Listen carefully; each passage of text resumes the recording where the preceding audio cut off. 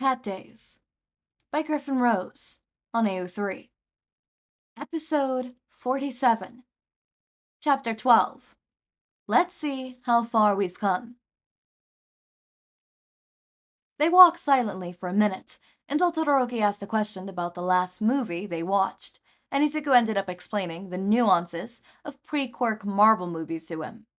After that, Izuku anticipated a quiet evening in the dorm.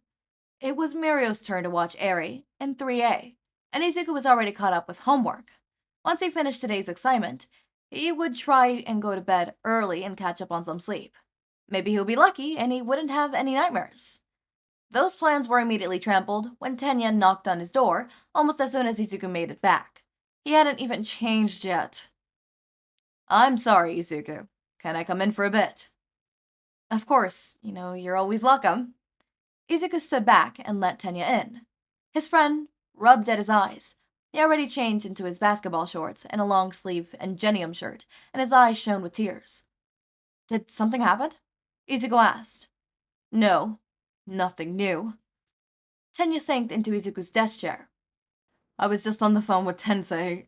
He's been approved for a wheelchair, but his apartment isn't wheelchair-friendly, so he's thinking about moving back in with our parents while he adjusts." Tenya pulled his head in his hands. "He keeps joking about everything. How he would make us his servants now, or attach engines to his wheelchair, and I don't understand how he could laugh at this." Izuku shifted into a cat and forced his way onto Tenya's lap, just in time for the breakdown. Tenya nearly crushed him in his chest while he sobbed into Izuku's fur. "I'm grateful he's still alive at all, and I know I should be happy he's finding some way to keep moving forward, but every time I think of him in that wheelchair, I feel this emptiness inside and I don't know what to do." Nuzzling Tensei's chin, Izuku let himself purr. He could give Tenya all the comfort words he wanted. That wouldn't solve anything. Tensei would still be wheeling chair bound. It was a huge difference from the energetic young man Tensei had always been. Even off duty, Tensei was full of life and energy. He was the kind of person you didn't let near caffeine. The kind of person who didn't need it to be upbeat every day. And Tensei was passionate about heroics. Patrolling and keeping people safe was everything to him. It was cruel to take it away from him. It was cruel to make his family watch it be taken away from him. There would always be ways Tensei could still help, Izuku knew. But he could take on a supportive role or involve himself with non-profiles. He didn't have to leave the entire industry. Tenya knew this as well as Izuku did. They even researched some options together. That didn't mean the hurt disappeared. And sometimes, you just had to let yourself hurt. Izuku let Tenya cry it out, and when Tenya calmed down a bit, he shifted back to remind him that his brother would still be Tensei. Life would be different, but in a lot of ways, it would still be the same. He's still going to leave his shoes everywhere for you to trip over, and leave half-empty glasses all over the house. Tenya groaned. He's gonna be insufferable is what he's gonna be. He wouldn't be a big brother if he wasn't. Izuku grinned. If he does put engines on his wheelchairs, though, let me know. I want to watch. Do not encourage him. That is highly unsafe. That's what makes it fun. Tenya looked up at the ceiling and shook his head. With such a rational man for your father, how are you like this? Because I also grew up with Hisashi? Tenya blinked. That makes sense. Now that Tenya was emotionally more stable, Izuku grabbed some clothes to change out of his uniform and headed to his bathroom. Thank you, Izuku, Tenya said. You have so much going on already, and this time of year is never easy for you, but you're still always available for everyone. Izuku paused outside his door. I like helping people, you know that, but your appreciation is appreciated. He stepped into the room and changed, emerging again only 2 minutes later. How are you doing with everything? Tenya asked. You look exhausted today. Hanging up his uniform, Izuku kept his back to his friend. Yeah, Eri had a nightmare last night. I didn't get a ton of sleep. Tenya's jaw twitched while he debated what he wanted to say next. You won't like this, but you might need to take a few nights off. Your health is important too. I know it is. I'm being careful. Izuku promised him. Between him, Hitoshi, Mirio, and Hisashi, they rotated who slept over throughout the week to help Shouta. The idea was they'd handle Eri so Shouta could rest, but the man wouldn't know proper rest if he'd introduced himself and always beat them to Eri's room. Even if Eri didn't have nightmares, Izuku's dreams weren't exactly pleasant. He woke up most nights startled from sleep, and at least helping Eri was productive. He turned back to his closet to avoid Tenya's frown. I worry about you. And I worry about you. That's how friendships work. Are you hungry? I could use a snack before homework. The subject changed, was obvious and deliberate, and Tenya frowned only deepened, but he recognized that Izuku was done with this conversation, and agreed to raid the chicken with him. Izuku vowed that if he didn't get enough sleep tonight, he would sneak into Hisashi's room to steal makeup. Fending off everyone's concern was exhausting. Later, his exhaustion knocked him out at the table while he did homework. He had no recollection of getting to his room, and when he woke up there from a nightmare at 5 in the morning, that was good enough, he supposed. Better than 3. That was an acceptable time to get up. He was fine. Everything was fine. The first clue everything was not fine was breakfast 2 hours later. Hiroshima thought American-style bacon and eggs were a manly way to start the day because of all the protein, and he usually cooked enough bacon for everyone he wanted any. Most students would knack a stack or two, even if they had cereal or miso soup. Izuku had been known to chomp down on some too. Except today, the scent of bacon cooking made his stomach roil. Any meat would, really. His nightmares had been bad enough to make him turn off meat for a few days, a couple of times before, and was usually one of the final signs Hisashi or Shouta needed to know that Izuku needed an intervention. Other than Sunday nights, Izuku didn't eat with them anymore, though, so no one was left to put the pieces together. Not even Tenya knew about that. It wasn't like he starved himself during these periods. There was plenty of non-meat options available to state what little appetite he had. But yeah, gagging at the greasy, smoky scent of bacon was a sign that, maybe, possibly, Izuku needed help. He promised himself if it wasn't better by the end of the day, he'd talk to someone tomorrow. The second sign was later that day, during training. His shifting wasn't as seamless as he's grown used to. There was a brief delay between animals. Not enough for anyone to notice, but enough that he knew he was pushing his stress levels, especially when at the end of the class, he almost couldn't shift from tiger to human. Tenya and Todoroki both questioned him the delay, and Izuku barely waved them off. He should probably consider talking to someone tonight. Between the little sleep, and now his loss of appetite, it was only a matter of time before it worsened into a stress fever, and he morphed against his will. Not even Nezu could help him if he got to that point, because Shouta would murder him. Human again, Izuku dressed into the living room, and gathered his things to head off to Shouta's staff room. Since they didn't have class the next day, he and Hitoshi would both spend the night with Shouta and Eri. Should be easy enough for Izuku to find a quiet moment to ask Shouta to set up a meeting with his therapist. The pile of paperwork Shouta had in the kitchen table said otherwise. A fresh pot of coffee was already brewing, and one glance at the top report told Izuku his father would be irritable all night. UA might give teachers more freedom with the curriculum than most schools, but teachers still had to outline their yearly plans and send monthly progress reports on what was covered and how well the students were doing.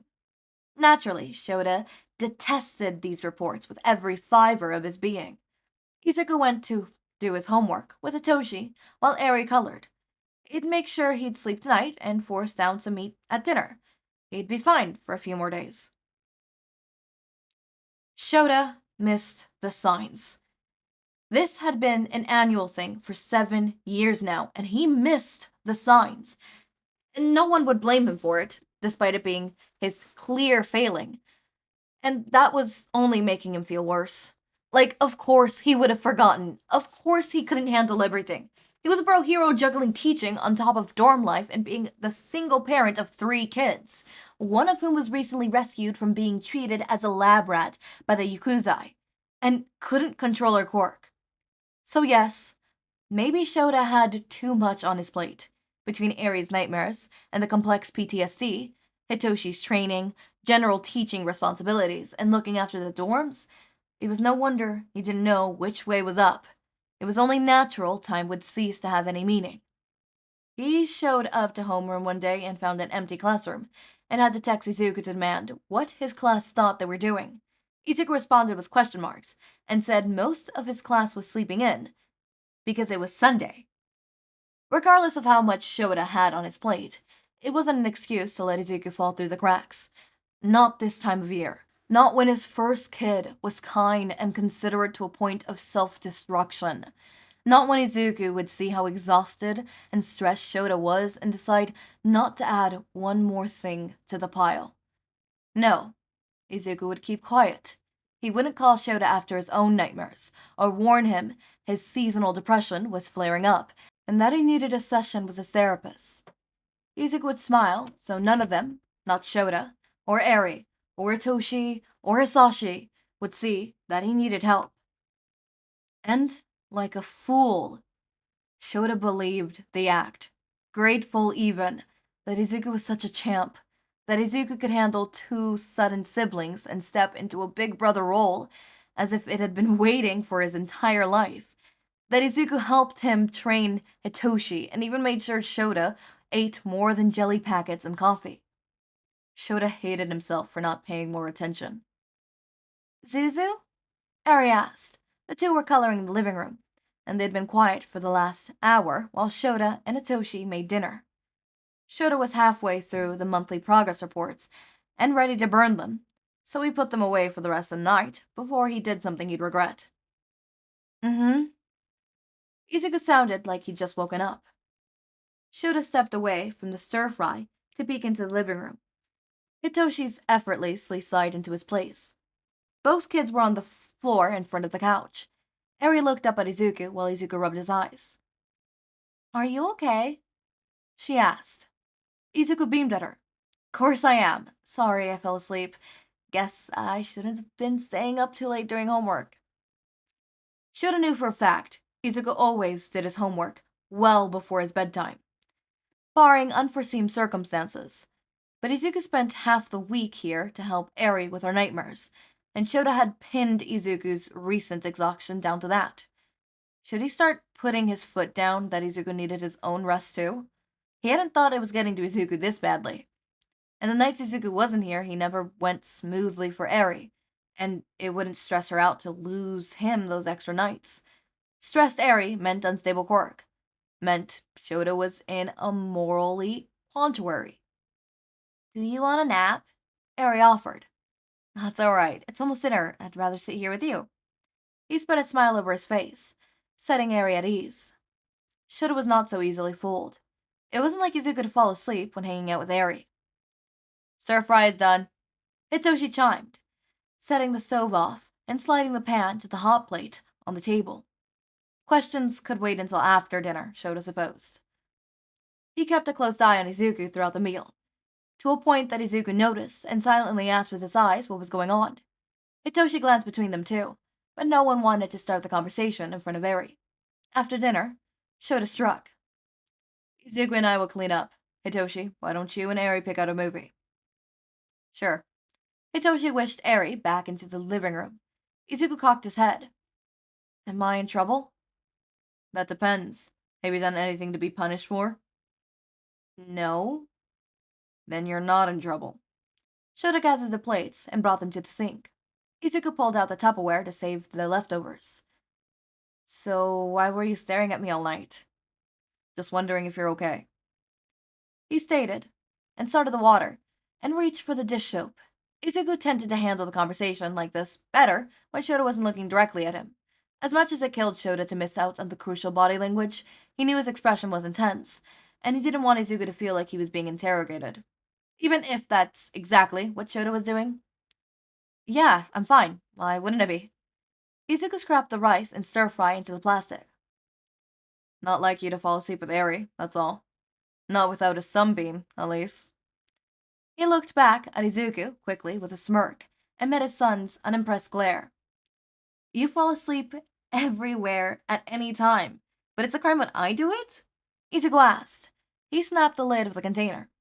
It's normal for me. It's not normal for you. I took a nap. It's not the end of the world. Izuku yanked open the fridge with more force than necessary.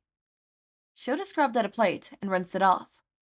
Not saying it is, but if you're not getting enough sleep at night, or you need to cut back on how often you're here, please do not be afraid to speak up. No, I like being here. Izuku almost cut him off. I'm fine. Promise, I can handle it. Shouta placed the plate in the drying rack. I know you can. Just don't forget you don't have to do this alone. If I can help, I want to. Your problems aren't less important than anyone else's. Skinny arms wrapped around him. I know, Dad. You're always here for me. Damn straight. Izuku giggled. Shouta patted his arm with soaking wet hands, prompting Izuku to complain and let go of him. Smirking, Shouta enjoyed the humor for a few moments, while Izuku picked up a towel to start drying. He then divided the conversation. Is there any particular reason you can't sleep? Izuku stilled, plate shaking in his hands. Just a lot going on right now, that's all. Shouta hummed, and placed the next plate in the rack. Do you want to take a mental health day? It was something he allowed Izuku to do now and then, when stress just seemed to pile on top of him on all sides. Since Izuku's quirk related to stress, he'd always thought it was important to keep an eye on it. Not that he needed to justify mental health days, even though the consequences, manifesting so obviously in Izuku. He would advocate for the day off like this. Rest was important to maintain peak performance. Life was a marathon, after all, not a sprint. But Izuku shook his head and put the dry plate away, reaching for the next one. I'll be more anxious about everything I'm missing. If you're sure, Shouta said. It's an open offer, whenever you need it. He'll have to make sure Toshi knew that too. He hadn't had the conversation with him yet. Thanks, Izuku said. Shouta bumped him with his hip, making Izuku giggle again and bump him back. It wasn't the end of things. All Shouta had done was remind Izuku he was there for him.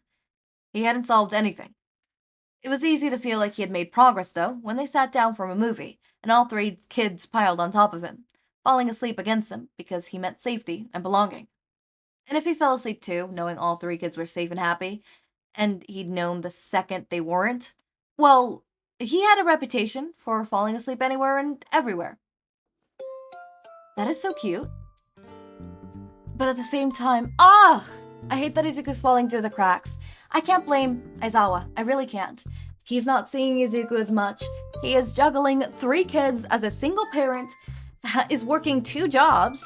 I mean, imagine this. You're working 2 jobs. You have to juggle being a hero, being a teacher, right? All the responsibilities of being a hero and a teacher. Those 2 are very, very time consuming as it is. Now you have to juggle 3 kids, right? Yes, one of which has trauma from a past event, right? That happened 8 years ago. The other, a bit more recent, but doesn't seem to have that much trauma. Or, I mean, he has trauma, but he doesn't present it as much, or is, doesn't need that much care. And then one that has immense PTSD to the point where they have nightmares on a regular basis, and they literally were a lab rat a couple months ago, right? I could understand why trying to juggle Eri, being a hero, being a teacher, and all of that could make Izuku slip through the lines. Slip through the cracks. It does not help that Izuku is trying to slip through the cracks. Izuku is actively trying to hide the fact that he needs help. Izuku is actively putting the needs of others before him. Izuku's having what you would consider people-pleasing tendencies. I do this, right? Think of it this way. The therapist friend. Everyone is there. They're there for everyone, but when they need someone, no one's there for them. Sometimes it's because nobody gives a shit about them. And sometimes it's simply because the therapist friend is too busy trying to help everyone else that they neglect themselves.